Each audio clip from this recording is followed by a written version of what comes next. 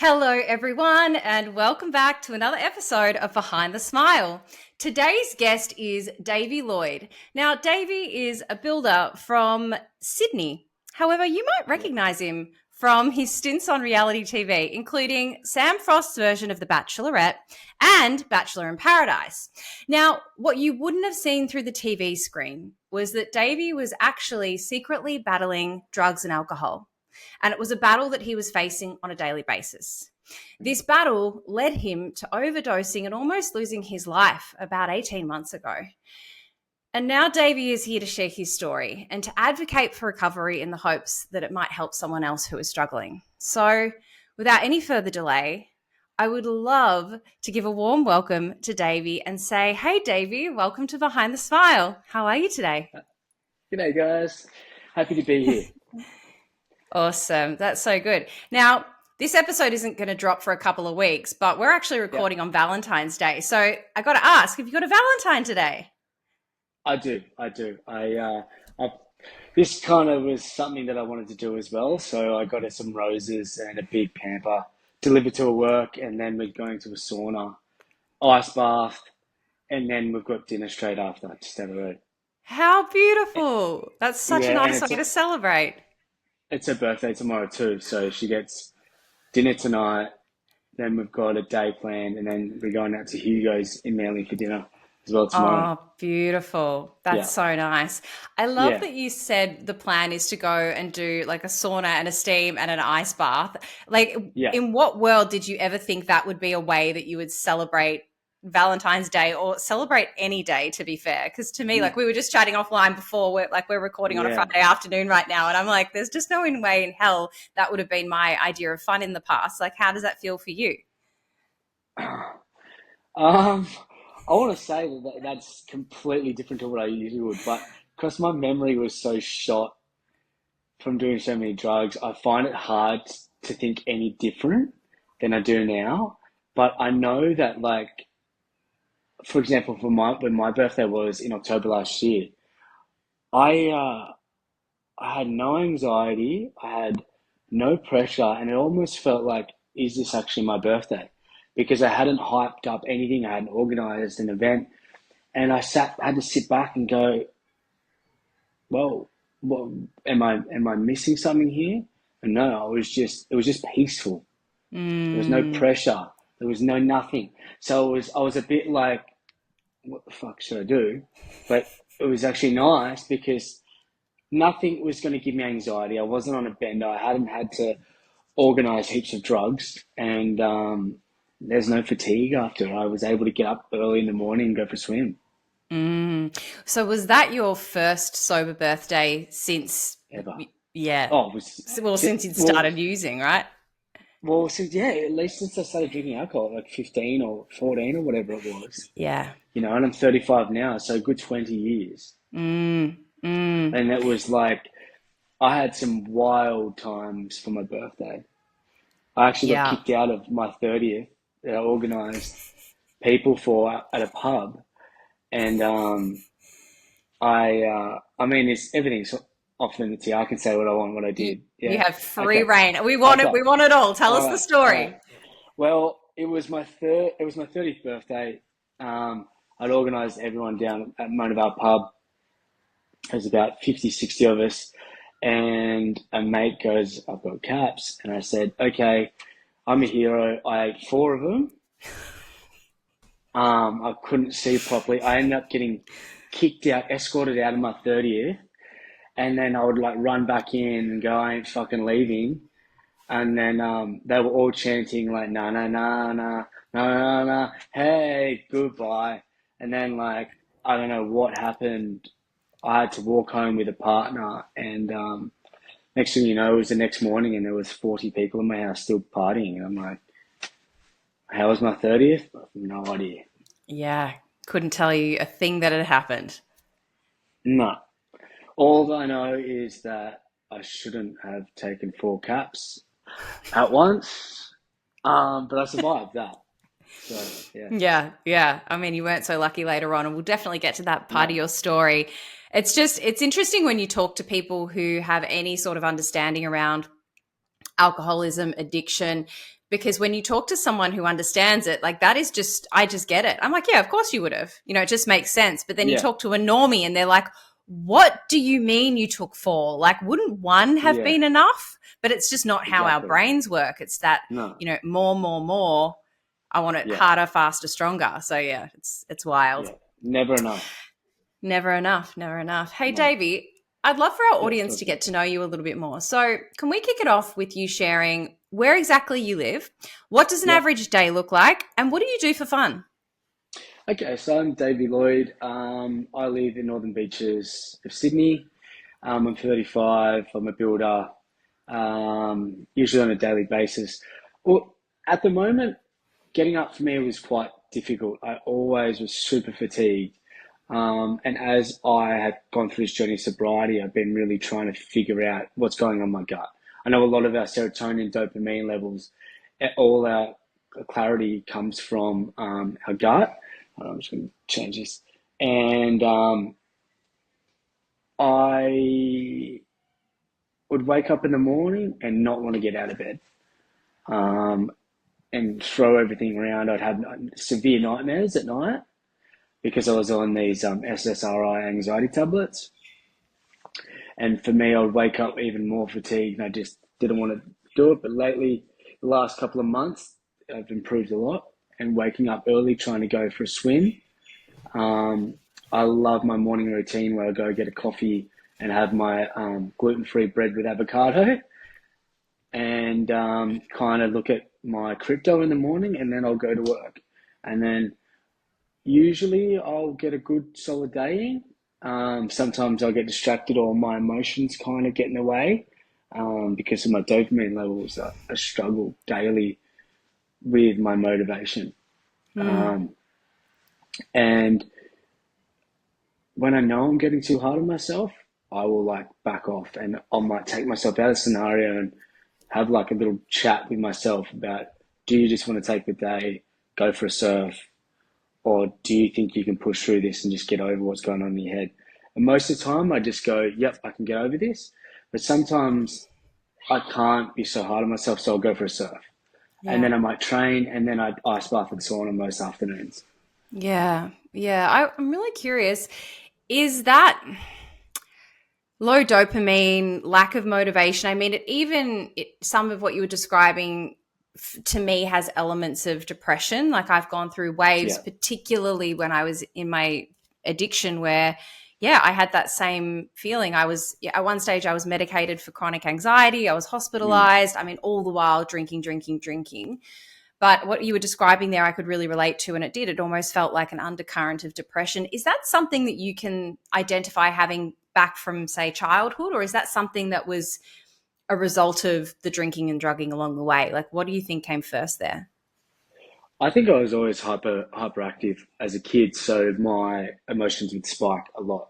Um, I definitely think while taking drugs and that, it definitely led to the negative tone, like the roommate in my head, who would, I guess is depression, and then that would be real with anxiety. So I Mm. think it was preempted, or well, not preempted. I think it was thoroughly worse that I was doing drugs and I was making it. Um, my anxiety and depression was actually influenced, yeah, definitely by drugs and alcohol. Because we get that like super high, and then we come crashing Yeah, down again. And then you wake yeah, up the next morning full of anxiety because your body's trying to process everything from the night before. yeah, And then it's like this insanity of thinking, oh, well, I'll just have another drink or another drug and that'll make it feel better, which it will initially. yeah. But it just like that cycle then just continues over and over and over again. Well, completely that way. So when I used to get so hyper vigilant in my head with my anxiety and depression and my ADHD, the only way that I could calm it was by having cocaine and then drinking because I would feel in the now and it would make me centered and I was able to focus. And when I didn't have it, I was just so wild and couldn't concentrate. But yet I think I could take in all this information and hold it, but I Mm, couldn't. So I was just like, but it was the only time that I could show emotions or speak about how I felt was through drugs. And I know there's mm, that male mentality that you're not allowed to open up and show your emotions. But looking back at it now, that's the biggest crock of shit. Like, we should be able to speak how we feel and not be looked at as, say, a bitch or, a pussy or something like that. I hate that mentality, because you look at so many guys who commit suicide and do drugs, and, females talk, they want to talk about it, where males be like, let's go have a beer and just, talk about sports, which 100% is good. But when do you get off and then talk about how you feel without any Yeah. drugs, intoxication, or anything like that? Yeah, and actually form that real authentic connection. Like, I don't know what your experience has been like in your sobriety so far, but I was so scared about getting sober because I thought I would lose all of my friends and I would lose this, I suppose, solution or substance that I used to, in my mind, form connection. It was a social lubricant. I would drink. I was Yeah. a party girl. I relied on that. But what has happened, which has completely blown my mind, is that when I removed the alcohol, what I came to realize was that it was actually working a bit like a veil between you and me. So if you met Mm. me and I was intoxicated in any way, you weren't getting the real me. It was almost like it was a Mm. performative version of me. And I was, because Yeah. I'm an addict, and once I drink, it sets off that phenomenon of craving where all I think about is the next drink. I could be having a conversation with you at a bar, but what I'm really doing as you're talking is I'm thinking, like, is my drink empty? Do I need to get another one? When are we going to go get Yeah. bags? Like, it Yeah. was totally like, it just kept me so disconnected from not only the world around me, but like me, myself as well. Like, I didn't know who I was. Do you feel like you're starting to form closer connections and friendships, like with others, but also with yourself on this journey of sobriety? Beautifully said. Primarily myself. Mm, That has been the biggest thing. I mean, I love this. I'm the popular guy, has heaps of drugs. Will make everyone seem happy, so they love me. But what I mm-hmm, was doing was not loving myself, and I was getting their love artificially because I was such in the shell of a human that, for me, like I said, it was like putting on a coat of armor and, becoming a superhero, um, and doing all those things. And, like, it's just a false facade, and I mm, look at people now who are still doing it. And I just feel sad for them because I know how lonely that place is. mm, And me being an attention seeker, I was always standing up. I was always being that one that was carrying on or trying to make a laugh or getting that purely that center of attention. And now when I see people like that, I automatically feel for them because I know that they're hurting, and mm, that's their safe spot. That's their safe mm, place that they can feel that love, feel accepted, um, just for that short amount of time. And they say the loudest people are the most hurt and damaged. They definitely are. mm, Like, I don't know mm, someone who drinks and is wild and, boisterous, who really doesn't have issues. Cut all that out, they will have issues forever, but they will be less and they'll be able to deal with them. mm, mm.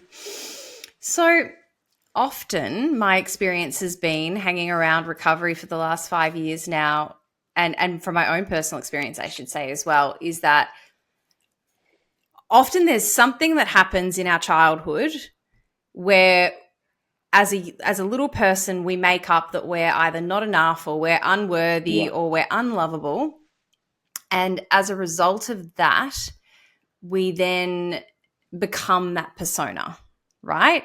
yeah, Like we need that attention, we crave that yeah. validation. Can you pinpoint a time in your childhood or an experience that, I suppose, sculpted that part of your personality? Sure. I've definitely been thinking about this a lot because it's something that I do with my life coach. So I'm the youngest of, I've got two older brothers. My mum and dad worked a lot. Um, as I was the youngest, I got away with a lot more, but I wasn't seen as much because my older brothers were doing their own thing and mum and dad were working a lot. So I escaped realism by attaching myself to being seen in the party world. So that's where I could be accepted. That's where I felt love. I was always looking back at it, like a mentally weak person because I am so ashamed of this, but I was a bully at school. Mm. I made people feel shit to make myself feel better because I felt that like I had this mentality of, you know, um, the popular guy that everyone laughed and had to make people laugh by putting other people down. Um, Mm. and I guess because I came across that I wasn't seen at home, that the only place I could be seen was at school where I was popular and then also when I was drinking. So to then take that next step level, I started selling drugs because when you're younger, people want to be around drug dealers are cool when you're young. Mm. That's what you think. And people come to me and want drugs. So I was like, well, I'm supplying them. I'm the big dog.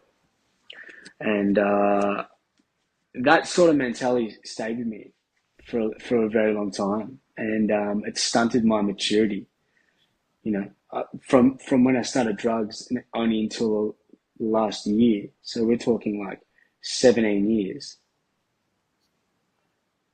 I never gave myself an opportunity to grow mentally with my maturity. I was still like, and it showed in my relationships as well, coming into it. Mm. And yeah, like when I went into rehab,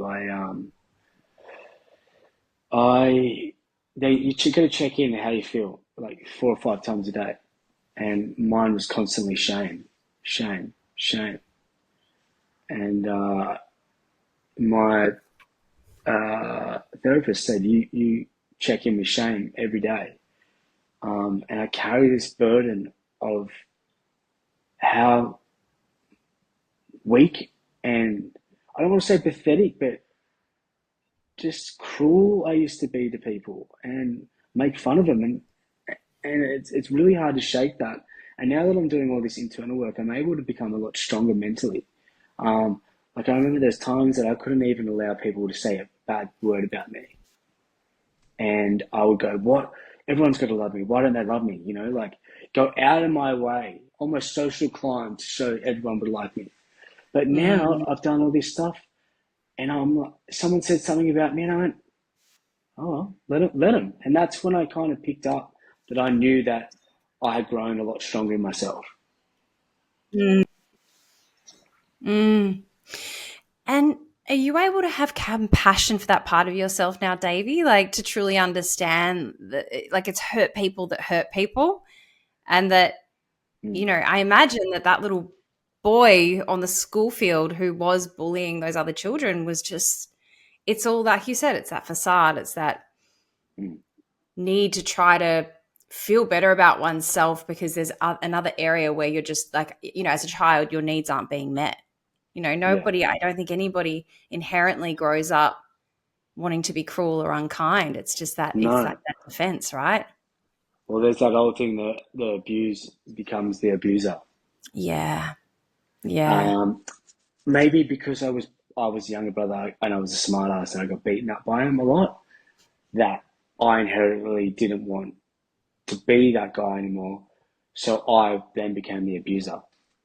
Yeah. You had to become tough. It was a survival Yeah, well, instinct. yeah, Yeah. but Yeah. I other get that. people's misfortune. Yeah, Yeah. like, and I do have a bit of empathy for myself back then, but I'm also like, and that guilt and that shame that I carry is so profound. I'm really trying to get rid of it, and I do this biofield tuning, which we work through parts of my body with like these magnetic tongs that create this sound, and there's a lot of this trauma and stuff that I've built up since I was 18 that I never worked on. And a lot of it was a breakup. And, you know, I, you can say sorry to these people that I've abused, but deep down, they don't give a fuck. I treated them so bad. What's a sorry going to do? Mm. So my sorry is pursuing this and helping people through addiction. Even if they don't ever forgive me, maybe I have that chance to forgive myself. Yeah. Yeah.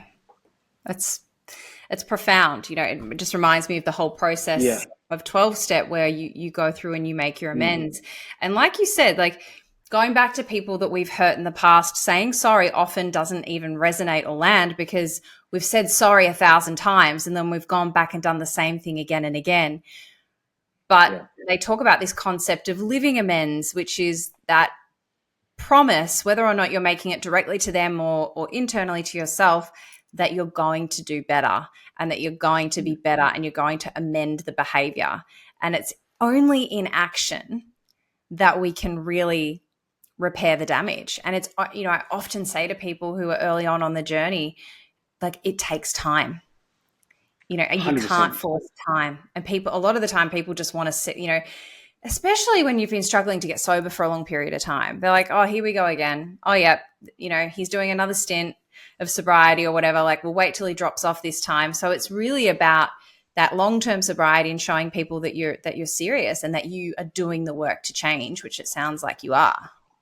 Yeah, absolutely. Because there's only so many times that someone's going to forgive you and then get your trust back. And then if you keep making that same mistake, like, they're not going to believe you. It's a boy who cried wolf, really. Like, Yeah. so the Yeah. only way you can prove to them is by doing the work. And like everyone lives in this microwavable world where we want this now and we want it here and we want to just take a pill and stop being an addict.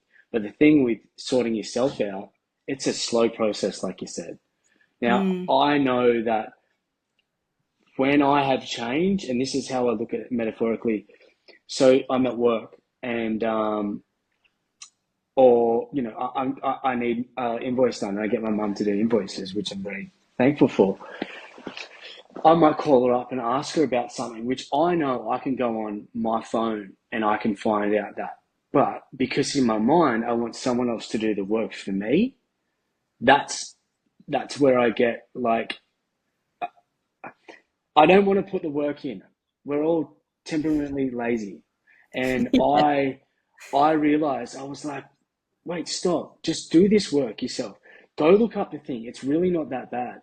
Where I look at it as like when you want to ask advice to get clean and you want to everything out, you have to look inside yourself and sort it out because people can tell you advice, but if you're not willing to listen to it and actually do it, what's the point? You can say, Mm. yeah, for a month, but then back in the same spot. You really have to make those decisions yourself. So every daily decision I do now, I question, can I do this myself? And Mm. 99% of the time, I can. Mm. And it's so healing for relationships then as well because it stops becoming a like I can only ever share my own experience. I remember finding out in this process of getting clean and sober that I was really manipulative, and it horrified me to find that out about myself because I was in so much delusion about my behavior. But it was true. Every relationship I had was transactional. I was always thinking, like, I would come across sweet as pie and such a giver, and oh, she's so generous and she's so this and she's so that. But there was always a play. There was always something going on at the back of my mind, conscious or subconscious, where it was like, I'll do this so I can get this. But what it sounds like to me you're doing in that process is you're learning how to be in relationship with people just to be with them and to be present and to actually give back rather than it being a constant, what can I get from this person? Which again, I Yeah. feel like would create deeper, meaningful relationships in the long run. And there was something else you spoke about where you were saying, you know, you were essentially emotionally stunted. And it reminded me of something that was shared with me once, Davey, where they talk about how we stopped developing our EQ at the age we took a drink. So I was 12 when I had my first drink and I got sober at 32. And so I was the same. It was 20 years of drinking. And what I've had to do over the last 5 years is learn all of the behaviors and all of the EQ that I didn't develop over that 20 years of Yeah. drinking. And it sounds like you're on a similar journey. I mean, it's not It's easy, crazy. right? You're pretty much learning to walk again. Like Yeah. simple things. It's like, okay, how do I take a joke? On saying that, I'm so glad you brought that up too, because I forgot how to sleep on my side. I know this sounds weird, but like I was like waking up in the middle of the night and I forgot what my comfortable way to sleep was. It just like simple things like this. Even my vocabulary was so bad because I was almost speaking like Ozzy Osbourne, that I've had to listen to lots of podcasts and pick my game up a bit with it. Where I like, I still have dreams that I go to school, I'm in school, and near 2 or 3 times a week that I'm back at high school. And it's like that is replaying because that is where my mind is set and has stayed for so long. Mm. One thing I want to say as well for Yeah. males who are listening, I and this is the truth. A lot. I was going. I'm still happening, and I'm accepting that it's happening, but I'm losing hair. Um, when you're partying and you're doing lots of drugs, the drugs and alcohol block the growth of your hair. It stunts it too. So you can Seriously. find. Yeah. Well, I read this because I was doing a lot of stuff like hair care, but a lot of because the chemicals they come through your skin. Mm. So it stops it and it kills your hair as well. Now, Mm. like, I mean, you're going to get these people with perfect hair all the time and do lots of drugs, fair enough. But, I mean, these days hair loss is quite prominent. Mm. And now that I've stopped doing drugs, I'm still happening, but it's slowing and it's reducing the stake of it. And I don't ever want to go bald because I bagged my dad out about being bald and he said, you're going to be there one day. And I said, no, I'm fucking not. I'm going to Turkey. I'm going there. But the realization is it is happening. Yeah. And if anyone's scared of getting bald and think, oh, like it's not happening, if you're doing lots of drugs, I guarantee you it is affecting it more. And males won't want to accept that. And I don't want to accept it, but it's a known thing and you can do as much hair care as you want. I use this stuff Activance when I was using it, it would work. And then now it's stopped. I haven't used it again. Anyway, I just wanted to get that off my chest for the male Yeah, listeners that thank you if for you sharing. yeah, This yeah, is the thing. This is like I loved this platform is all about people sharing what feels really potent for them at the time and sharing stuff that other people aren't willing to talk about because I guarantee you there's someone who's just heard that and they've gone, fuck, I can relate to that. Or fuck, yeah, that's a concern of mine too. And it's going to land. So I really appreciate you sharing that. it's It okay. kind of reminds me of, it's that whole contradiction, isn't it? Like when so I lived in North Bondi for 8 years before I came back to Melbourne in 2021. And that was like the peak of my drinking and drug using. And Yeah, I would be on the bags on a Friday night. And then where was I? 8 a.m. Saturday morning. I was doing my Bondi to Bronte with my green smoothie. And it's like, it was just like no amount no, of green smoothies is going to fix what you did to your body last night. No amount of yeah, Rogaine is going to fix hair growth if you're putting all of these yeah, poisons and toxins into your body because your body has to prioritize getting that shit out before it can do anything else. exactly. Yeah, Yeah, it's wild. But exactly. I think it becomes, I don't know how it was for you, but for me, there was like really nothing. I just didn't care by the end. Like I was just so focused on wanting to party and wanting to get high and wanting to drink. And, by And the end of it, I lost. that's all we knew. Yeah. And you That's all kind we of, know, that repetition. yeah, exactly. When can we talk about the overdose and what happened that night? Because Yeah. and I want to know, like, was that it? Was that the rock bottom moment? Was that the last time you used? Like, what actually happened? No. It wasn't the last time I used actually. So Wow. I'd had a so I've had 3 known seizures. And I don't remember them at all. I have no memory, no recollection. I still don't believe it's happened to me. Unless I see footage of it, then I might believe it. And I'm scared still to actually see footage of someone having a seizure. Um, I was on ADT tablets when I was young, and I always felt wired, I guess, when I was young. Um, but my first seizure happened when we were at a friend's Tori's birthday, and a couple of mates over from Bondi. She lives in Manly, and we had nowhere to go, so we went, screw it, let's go back to mine. It was a group of 20 of us, and we decided to go to mine, and it was like 9, 10 in the morning, and I had heaps of caps and pingers and coke there, and I think I had like they were weak. I had like 4 caps, and I had like double dumps and pingers all at the same time, and I had a bag rail. Um, I constantly pushed limits, and I had no stop. I thought I was invincible, drugs don't affect me. I've got the power.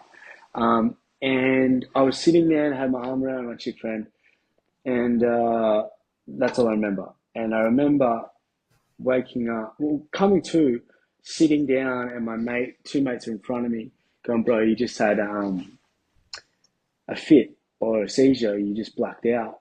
And I was like, "Fuck off." Within me saying "fuck off" to him, I grabbed my big bag of coke, and that's the first thing I did, grab the coke. And I was like, "Fuck off, mate." And I went to go have a rail, and he kind of goes, "No, mate, I don't think you should have one. Let's talk about just what happened." And I was like, "What are you talking about, mate? Nothing happened." As he's saying that, the ambulances came in. So, and I'm going, "Dude, you guys got punked. This hasn't happened. Like, they're lying. They're called up." But I looked outside, and there was about 20 or however many people on the balcony with their hands in their heads, crying because they'd had to resus me there. I was blue. I was foaming from the mouth, and it only took me until like everyone left and gave me a hug, and they were crying and said, "Dude, you were dead," for me to go, "Oh shit, okay." And my mate was actually calling the ambulance, and he started vomiting because he's like, "My mate's dead." So yeah, he started puking, and that didn't scare me. Then a year later after that, I had another one where, quite similar, but it was me and a mate on a bender at my house, and I came to, and my sunglasses were tilted up, and I'm looking at him, and he's like, "Dave, you all right?" I'm like, couldn't speak. It's almost like deja vu and sleep paralysis put together when you wake up. You have no idea where you are. You can't talk. You're so confused, but you kind of know a little bit what's going on.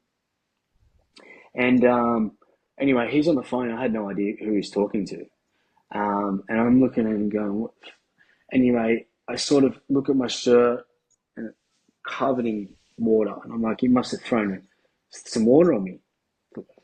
And he bailed. He was actually on the phone to the ambulance when this happened, and he couldn't deal with it because he's on a bender too. And he'd let the ambulances in, and he'd run home. So I'm sitting there having no idea what's going on, and I'm messaging going, "Dude, why the fuck did you call the ambos? Like, this is not on." Anyway, they're talking to me, and I'm like, "Look, I'm fine, whatever." Day later, he tells me what's going on, but I didn't give a shit because I didn't believe it. So I'm having rails again a day later. I'm having drugs again. So that's the scary part. And I partied again for the next 8 months. I was ripping in until I had the last seizure. And this was a really tumultuous time when I was with a partner where like I was partying like every second day quite heavily. Like I was doing like, no less than 10 bags a night. And most of the time was by myself. So I'd be no sleep going into work, then having dexamphetamine tablets to keep me going. And then I'd be doing that like every second day. So I'd have like maybe I might sleep like two nights in the week, because sometimes I came home and I would have a beer and then I'd do the same thing again. So I was quite in a vicious cycle. Anyway, at this point I was losing my job. And I remember it was a really rainy day. It was the 20th of December, and I'd got, we worked back, no, it was 19th of December, and we're working back late. It was at 9 o'clock, and my mate goes, "Oh, I'm going to get half an hour dropped off. We'll have a couple of hours while we're working, do some, whatever, have some beers." Got to 9, we're having rails, and let's go to Pokies, as you do. Then we went back to my house. Got to like 6 o'clock in the morning. I'm like, "Fuck, we got to go to work. Like, we got to work." And it was so rainy that day, so we're like, "Fuck it, we'll just keep going. We'll go into work, have our clothes, but we'll just sit in the car and we'll just try and cancel the work." So we're sitting there in the car doing rails until about 11 o'clock, and we finally decide to go home. He was house sitting in my boss's house at the time. So when we decided to go to his house, I didn't really feel comfortable being there. And we weren't doing anything bad. We might have had 1 or 2 rails in that stage. And I was like, "Look, I can't be in this house. It's just disrespectful. I feel rude because I'm on a bender and I should have worked today." And I was calling an Uber, and I went to get up, to get an Uber, and that was it. I cuffed it. I was out for 30 minutes, unconscious, and I came to, and there was ambulances all surrounding me. I had no idea where I was, so I kind of was looking around. Like, I'm just trying to do the facials and stuff now. I was looking around, like, where am I? Like, I thought I was in this oasis place.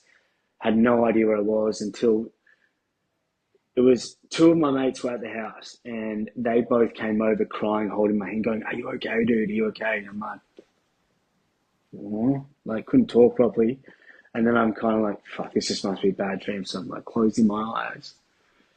And then I'm like, nah, I can hear people. So I open my eyes, and the other brother comes and holds my hand. Then I see my parents rock in, and they're bawling their eyes out. My other mate, who my other friend called, was trying to speak to me, crying, going, "You okay?" And I was like, what the fuck is going on? In that time of me being unconscious, I almost bit off my tongue. I was blue. Both my mates were taking turns to do CPR on me, and he gave up. He cried for his mum, because I was gone. And then, his brother tried to take CPR. He was so one of them was doing CPR, then the other one was resting, and then they would swap. And one time when the other brother was doing CPR on me, he grabbed my phone to try and call my mum. And he kept received messages back. Now, prior to this couple months, I was on a bender and I wanted to get out of work. So I put my own number in my phone as my mum, and dummy sent myself a message saying, "Hey, Dave, can you hang out with your dad today? He's upset." And I screenshotted that and sent it to my boss. So my friend's trying to call my mum, but it's coming in as my number. So he's in distress. I'm dead. He doesn't know what to do. So he's having to call other people. And it was just a mess. And I think to this day, if I had got onto that driveway, I'd be dead. If I'd walked out of the house, I'd be dead. If I was in the Uber, I'd be dead. If I was at home by myself, I'd be dead. When I came to after the seizure, I was more embarrassed that I'd pissed myself than I just died, because I didn't know what was going on, and I was like, "Oh, I pissed myself." And anyway, I couldn't really get up because they cracked my sternum through CPR. And I remember getting stretchered out, like, out of the house, and my friends just crying, going, "We love you, we love you, we love you." And I don't know what I was saying in the ambulance on the way to the hospital, because I had no idea where the fuck I was. But when I sat in the emergency room, that's when it all came to. That's when, like, I called my girlfriend at the time, and she didn't give a fuck really, because I'm going to say it, we were struggling, and she had her own issues. I cried to my parents, and I had a look for my mum, like, we can't do this again, because I had a brother who passed away, and my parents found him, and they couldn't go through again, losing another son to addiction. But that wasn't my rock bottom. So I was in hospital for 4 days, and my girlfriend at the time she'd come to visit me, but I was asleep. Anyway, when I got home, I think it was Christmas Eve, that was the last day I spoke to my girlfriend. She'd gone MIA for 7 days. She just didn't speak to me. I was at home trying to walk around, couldn't even sneeze, like, just coming to what's just going on, and she just went MIA. I finally got in touch with her, and she obviously said she can't do this, respectfully. And I said, we're chatting, and it came up that I knew something was up, and I was like, "Have you slept with someone?" And I finally got out of it. She'd slept with someone, and it was around the time that I was in hospital. And I think that was just her way of completely cutting us off, where she had to do that.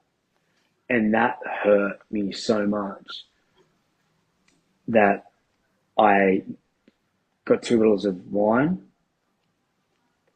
And I called one of my best friends and I said, I'm having a drink. He goes, I don't think it's a good idea. And I said, I'm having a drink no matter what. He goes, well, I'd rather you be around me if you're having a drink so we can monitor you. I said, yeah, that's fine.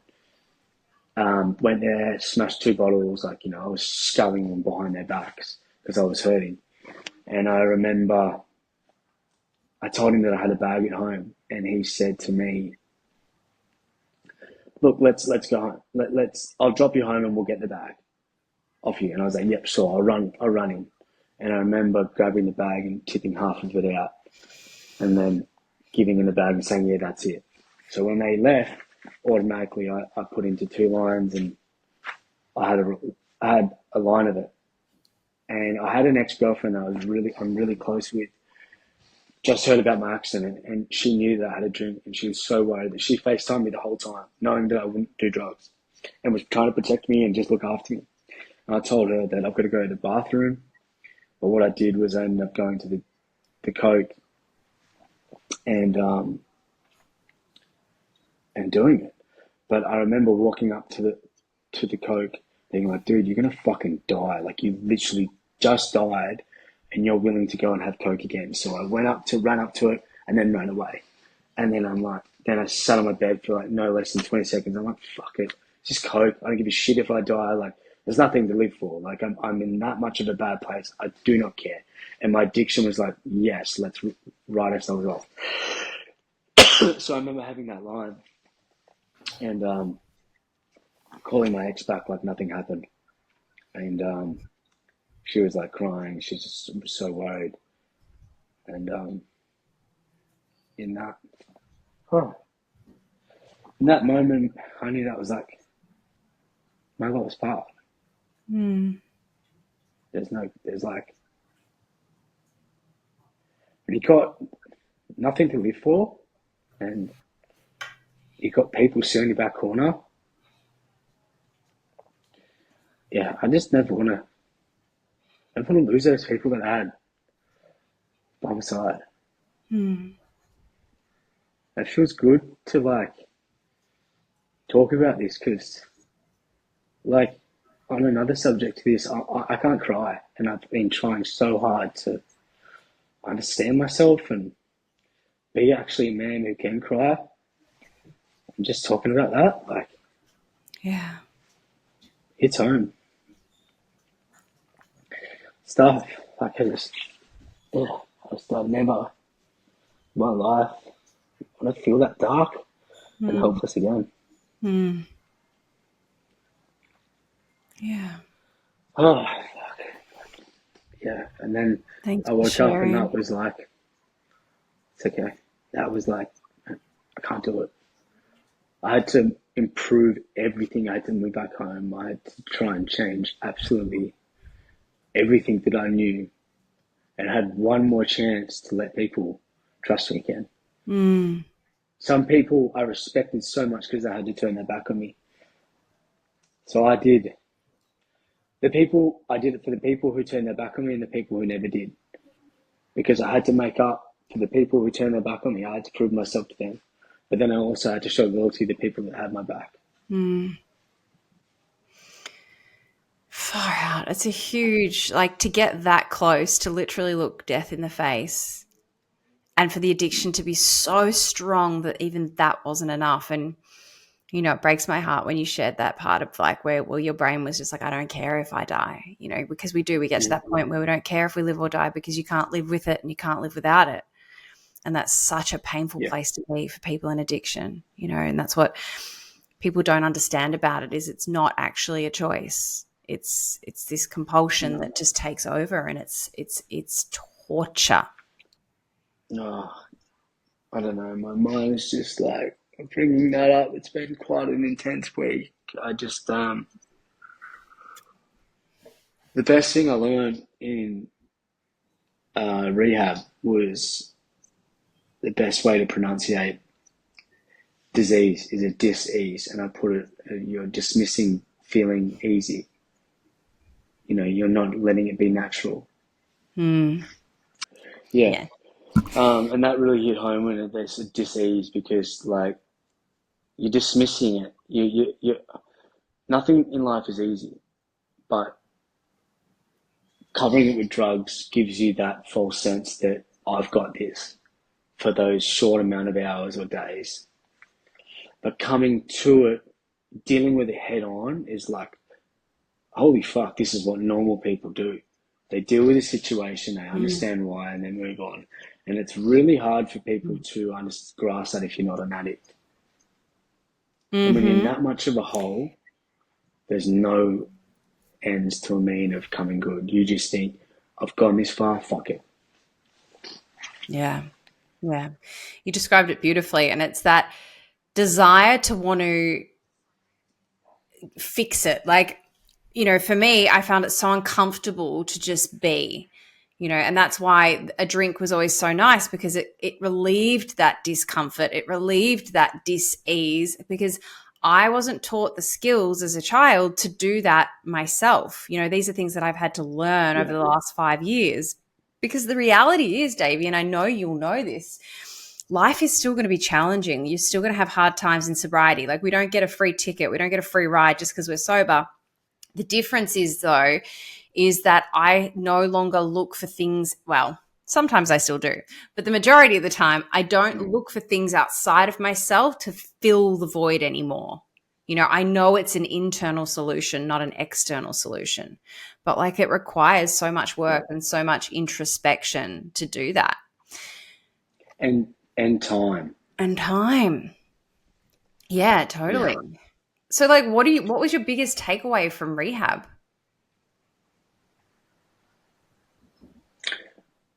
I went in there about drugs, but came out wanting to know more about myself.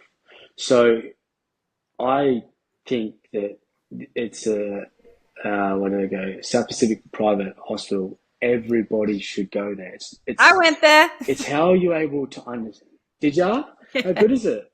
I just feel like everybody would benefit from going there, because it's like, you're not going there for drugs. Everyone's in there for different things. It's more about understanding yourself.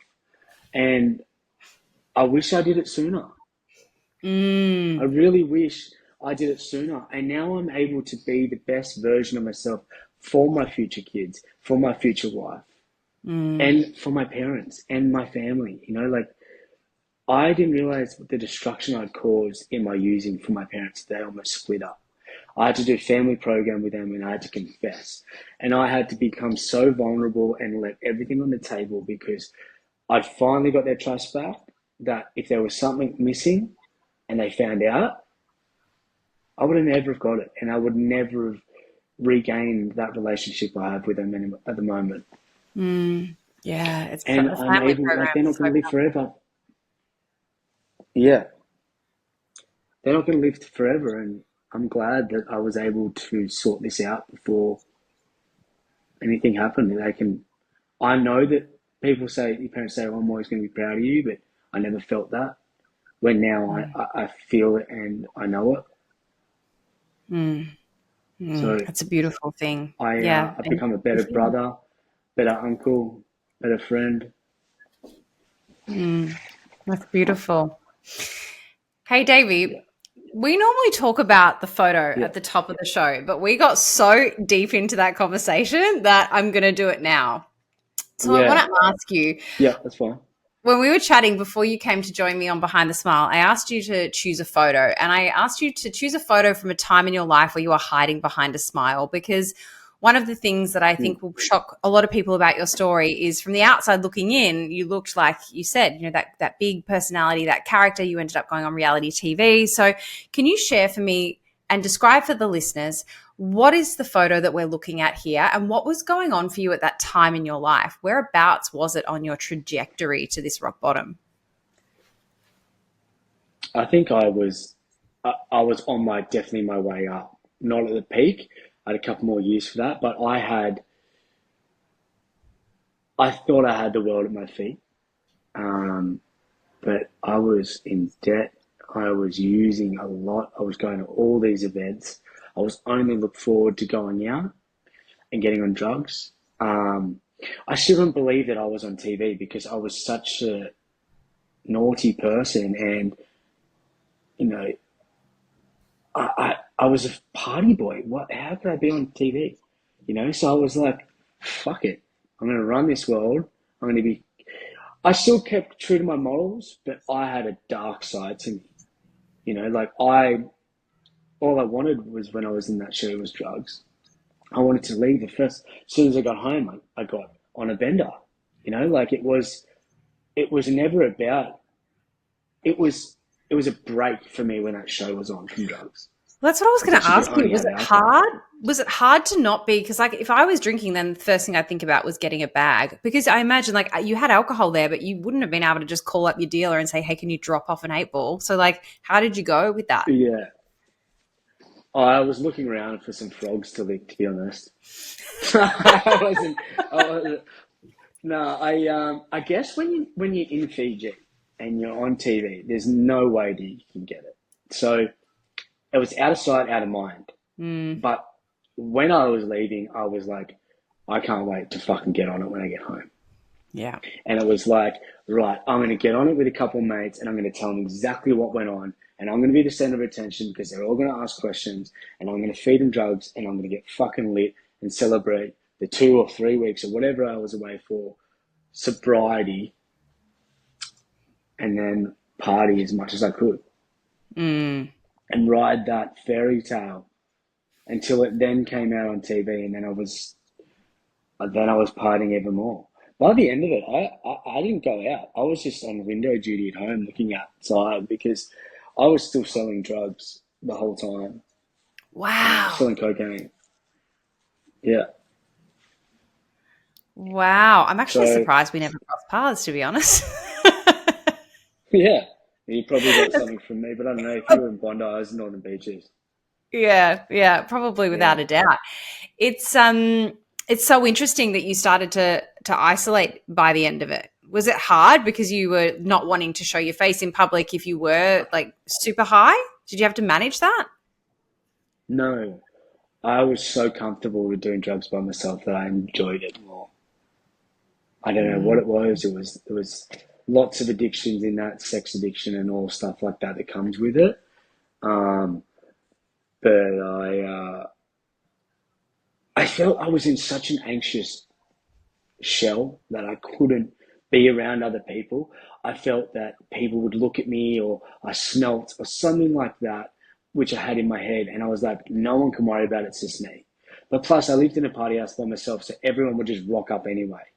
So I was mm, just like, but I enjoyed it because no one would judge me and then I could lie and no one else could know. I could say, no, I just cruised last night, but did 10 bags, 12 bags, and I had slept. mm, So the only mm. person that's going to confess is myself. And I just felt so comfortable with the fact that I was in my own presence that that was my safety net. Yeah. Mm. Yeah, And I then I'd get it. come home and then I'd be like, fuck it. Yeah.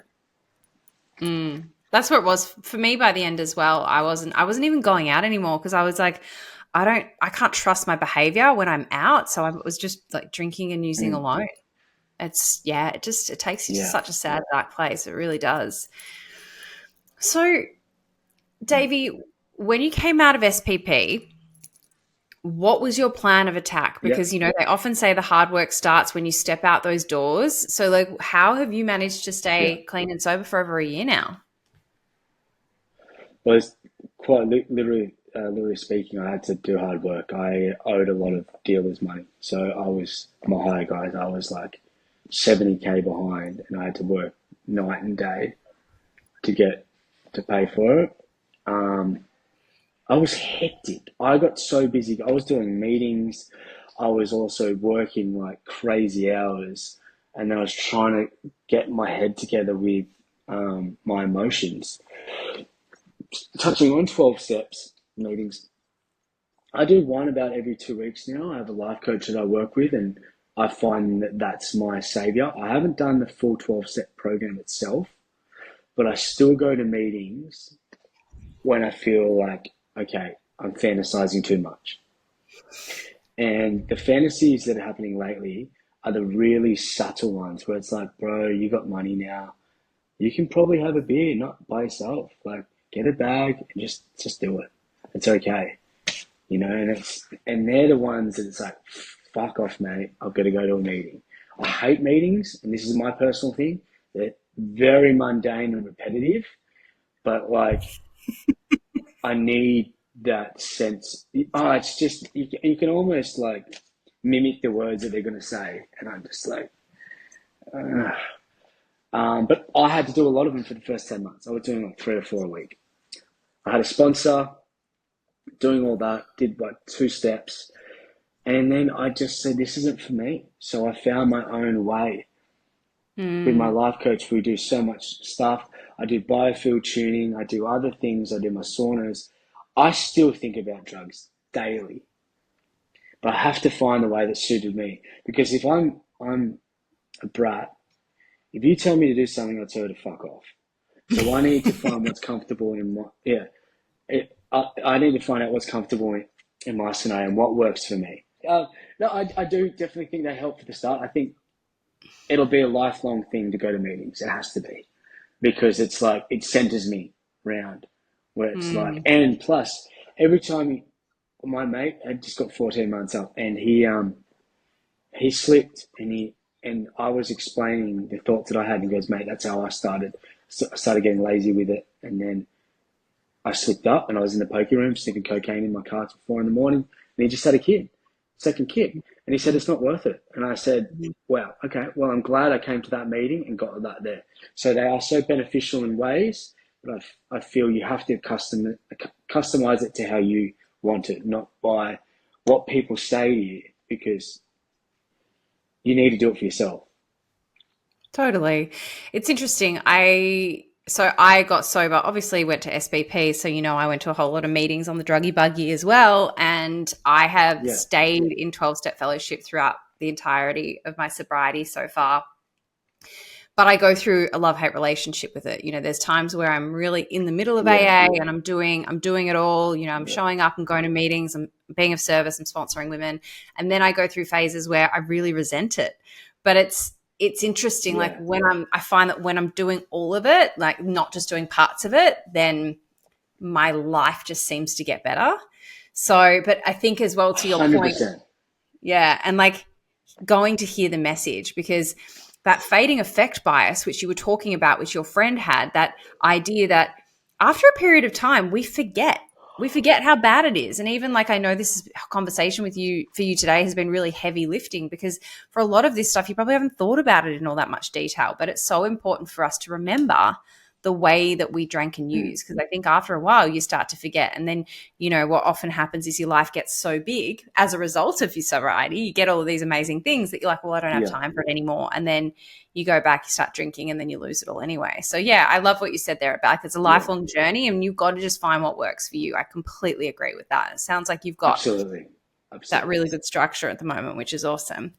Nearly every addict has never listened. And if they did listen, they wouldn't become an addict. So when someone presses you telling you that you've got to do this, you've got to do this, you're like, no, I fucking don't. But then you have to get that realization, yes, I should listen. But you can either go one or two ways. When you're pressured so much to continue the meetings, you'll then relapse. Mm. Where I found a nice happy medium and I haven't relapsed. And it is still there. Any day I could relapse, but I just have to work it daily into my program, not by the 12-step program. Mm.